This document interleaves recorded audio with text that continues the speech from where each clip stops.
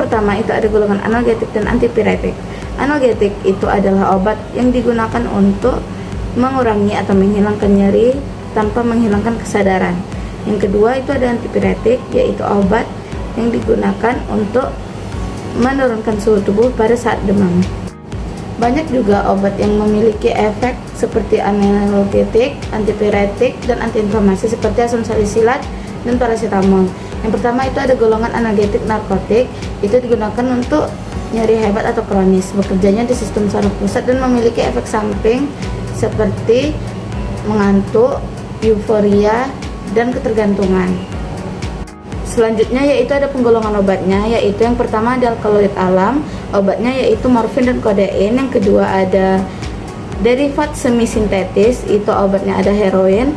Yang ketiga ada derivat sintetik, itu obatnya ada fentanyl dan metadon. Yang keempat itu ada antagonis morfin, obatnya nalorfin dan naloxon. Yang kedua itu ada golongan analgetik non narkotik, yaitu tidak mempengaruhi sistem saraf pusat dan memiliki efek antipiretik.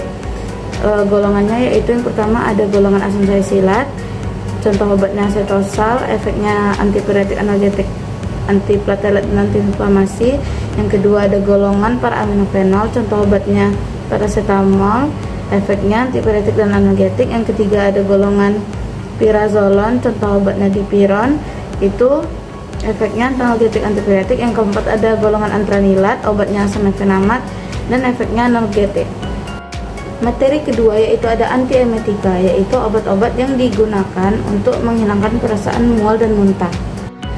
Lalu ada penyebab muntah, yaitu yang pertama ada iritasi lambung, yang kedua rangsangan di chemoreseptor trigger 1, yang ketiga rangsangan melalui mukosa kulit korteks. Lalu ada penggunaan antiemetika, yaitu yang pertama ada motion sickness atau mabuk perjalanan, contoh obatnya antimo atau dimenhidinat. Yang kedua ada morning sickness atau mabuk kehamilan, contoh obatnya itu penggolongan antihistamin atau fenotiazin dan dikombinasikan dengan vitamin B6. Lalu ada penggolongannya, yaitu yang pertama ada golongan antihistamin, obatnya yaitu sinarizin dan memiliki efek mengantuk dan nyaman. Golongan yang kedua yaitu ada golongan metoclopramid dan fenotiazin, yaitu bekerja di CT2 tetapi tidak efektif untuk motion sickness. Yang ketiga itu ada golongan domperidon, itu bekerja di CT2 dan digunakan untuk menghilangkan perasaan mual dan muntah terutama pada terapi sitotoksik. Yang keempat ada golongan antagonis 5-HT3, contoh obatnya yaitu ondansetron dan granisetron. Materi yang ketiga yaitu ada antiepilepsi, yaitu gangguan saraf yang terjadi secara tiba-tiba dan berkala, dan biasanya juga dapat terjadi perubahan kesadaran. Selanjutnya yaitu ada penyebab epilepsi, yaitu pelepasan muatan listrik yang terlalu cepat, mendadak, dan berlebihan terhadap neuron-neuron tertentu dalam otak. Kemudian ada jenis-jenis epilepsi. Yang pertama itu ada grand mal, yaitu kejang-kejang di seluruh tubuh, contoh obatnya valproat dan lamotrigin. Yang kedua itu ada petit mal, yaitu serangan yang terjadi secara singkat tanpa ada kejang-kejang, contoh obatnya yaitu ada etosuximid. Yang ketiga itu ada psikomotor, yaitu kemudian selanjutnya ada jenis-jenis epilepsi, yaitu yang pertama ada grand mal, kejang-kejang di seluruh tubuh, contoh obatnya valproat, lamotrigin. Yang kedua ada petit mal, yaitu serangan singkat yang terjadi tanpa ada kejang-kejang, contoh obatnya yaitu etosuximid. Yang ketiga itu ada psikomotor, yaitu kesadaran terganggu hanya sebagian tanpa hilang ingatan, contoh obatnya yaitu valproat. Selanjutnya yaitu ada penggolongannya. Yang pertama yaitu golongan hidantoin, yaitu obat utama yang sering digunakan pada hampir semua jenis epilepsi, contoh obatnya yaitu phenytoin. Yang kedua itu ada golongan carbamazepine, digunakan untuk grand mal dan psikomotor dengan efektivitas yang sama dengan phenytoin. Golongan ketiga yaitu ada golongan benzodiazepine, yaitu contoh obatnya clorazepam dan diazepam. Yang keempat yaitu ada golongan barbiturat, sering digunakan pada serangan grand mal tetapi tidak dapat digunakan pada serangan petit mal karena dapat memperburuk keadaan penderita. Contoh obatnya yaitu fenobarbital. Yang kelima yaitu ada golongan valproat, efektif untuk terapi epilepsi umum namun tidak efektif untuk serangan psikomotor. Materi selanjutnya yaitu darah. Darah merupakan cairan berwarna merah yang terdapat dalam pembuluh darah. Volume darah manusia berkisar 8% dari berat badannya. Yang selanjutnya yaitu ada fungsi-fungsi darah. Yang pertama yaitu sebagai benteng pertahanan tubuh dari berbagai infeksi. Yang kedua, penjaga stabilitas suhu tubuh. Yang ketiga, penjaga keseimbangan asam basa untuk melindungi kerusakan jaringan. Selanjutnya yaitu ada komponen darah. Yang pertama yaitu ada sel darah merah atau eritrosit. Jumlah sel darah merah yang normal pada laki-laki yaitu 5,8 juta per mikroliter dan untuk wanita yaitu 4,7 juta per mikroliter. Lalu ada sel darah putih atau leukosit yaitu berfungsi untuk melawan kuman dalam tubuh. Yang selanjutnya yaitu ada trombosit atau keping-keping darah. Pada kondisi normal, jumlah keping-keping darah dalam tubuh manusia yaitu 200.000 sampai 300.000 tiap milimeter kubik darah. Selanjutnya yaitu ada plasma darah, yaitu bagian cairan bening yang terdapat air di dalamnya terlarut zat-zat penting. Selanjutnya yaitu jantung, terletak di rongga dada agak kiri. Fungsi jantung yaitu untuk memompa darah ke seluruh tubuh. Lalu ada gangguan pada jantung seperti gagal ginjal, aritmia, heart block, dekompensasi jantung, dan angina pectoris atau nyeri dada. Lalu selanjutnya yaitu ada penggolongan obat jantung. Yang pertama yaitu golongan kardiotonik. Contoh obatnya yaitu digoxin dan digiluxin. Yang kedua itu ada golongan obat angina pectoris. Yang pertama itu ada vasodilator koroner.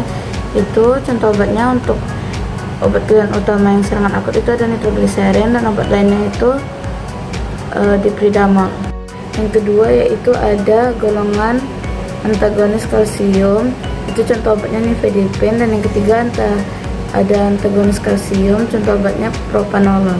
Lalu ada aritmia, yaitu menormalisasikan frekuensi dan ritme denyut jantung.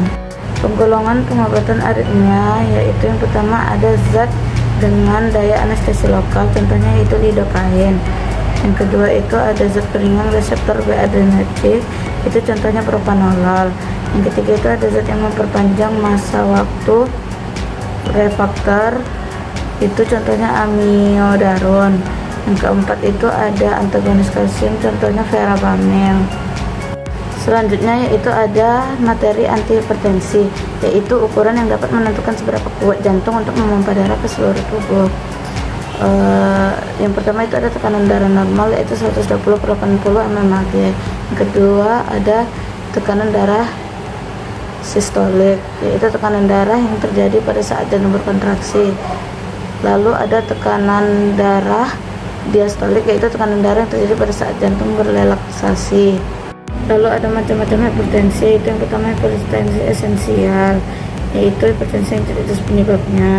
Yang kedua ada hipertensi sekunder disebabkan oleh penyakit obat dan lain-lain. Yang ketiga ada hipertensi yang disebabkan oleh penyakit ginjal, yaitu hipertensi renal.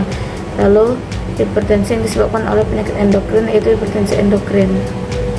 Obat yang menyebabkan hipertensi yaitu hormon kortikosteroid dan antidepresan. Lalu ada terapi non farmakologi, yaitu menurunkan berat badan dan diet garam maksimal 2 gram per hari. Lalu yaitu ada golongan antihipertensi. Yang pertama ada ACI, obatnya captopril, lisinopril, ramipril. Yang kedua ARB, itu obatnya valsartan, kandesartan, losartan. Yang ketiga itu ada CCB, obatnya yang DHP itu amlodipin, velodipin. Yang non DHP diltiazem verapamil. Lalu ada beta blocker atau BB, itu beta 1, obatnya atenolol. beta 2 obatnya albuterol. Lalu ada diuretik, obatnya yaitu yang hemat kalium itu amiloride, yang loop diuretik itu furosemide, dan yang tiaz itu indapamide. Lalu yaitu materi selanjutnya ada anemia, yaitu kadar Hb atau eritrosit berkurang. Jenis-jenis anemia itu ada anemia perniciosa, anemia feriprif, dan anemia megaloblastik. Anemia feriprif itu kekurangan zat besi, anemia megaloblastik itu kekurangan vitamin B12, anemia perniciosa yaitu kerusakan lambung.